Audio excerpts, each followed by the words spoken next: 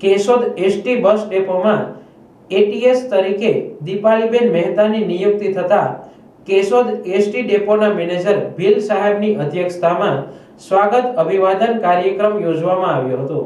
Junagadh division હેઠળ Keshod ST depot મુસાફરોને આરામદાયક, સુરક્ષિત, સમયસર, સલામત મુસાફરી પૂરી પાડવામાં અને ઓછા આર્થિક ખર્ચ ઉપરાંત કરકસરથી ઈંધણના વપરાશ માટે પુરસ્કાર મેળવનાર એસટી ડેપોના કર્મચારીઓ, અધિકારીઓ અને ત્રણેય કર્મચારી યુનિયનના પ્રતિનિધિઓ, સંકલન સમિતિના સિદ્ધરાજસિંહ રાયજાદા અને સમસ્ત બ્રહ્મ સમાજના પ્રમુખ રાજુભાઈ પંડ્યાની ઉપસ્થિતિમાં નવનિયુક્ત દીપાલીબેન મહેતાને પુષ્પગુચ્છ આપી સ્વાગત અભિવાદન કરવામાં આવ્યું હતું। કેશોદ સમસ્ત બ્રહ્મ સમાજ મહિલા મંડળના મમતાબેન રાવલ સહિત બહેનોએ પુષ્પગુચ્છ આપી, શાલ ઓઢાડી, ખેસ પહેરાવી, પ્રતિકાત્મક ફરસી અને મહાદેવની પ્રતિકૃતિ આપી સ્વાગત અભિવાદન કર્યું હતું।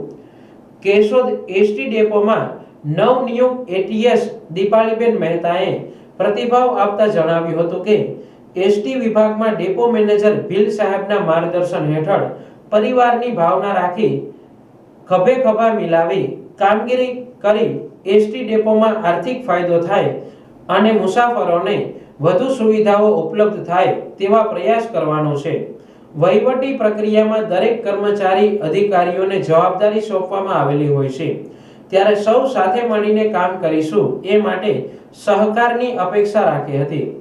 કેશોદ એસટી સંકલન સમિતિના સિદ્ધરાજસિંહ રાયજાદા, કેશોદ સમસ્ત બ્રહ્મ સમાજ પ્રમુખ રાજુભાઈ પંડ્યા, કેશોદ બ્રહ્મ સમાજ મહિલા મંડળના પ્રમુખ મમતાબેન રાવલ સહિત ભાઈઓ બહેનોનો પણ આભાર વ્યક્ત કર્યો હતો। કેશોદ સમસ્ત બ્રહ્મ સમાજના પ્રમુખ તરીકે બીજી વખત બિનહરીફ વરણી થયેલા રાજુભાઈ પંડ્યાનું પણ કેશોદ એસટી ડેપોના અધિકારીઓ, કર્મચારીઓ દ્વારા સ્વાગત કરવામાં આવ્યું હતું। સમગ્ર કાર્યક્રમનું સંચાલન એસટી ડેપોના કર્મચારી ધર્મેશભાઈ પુરોહિતે કર્યું હતું।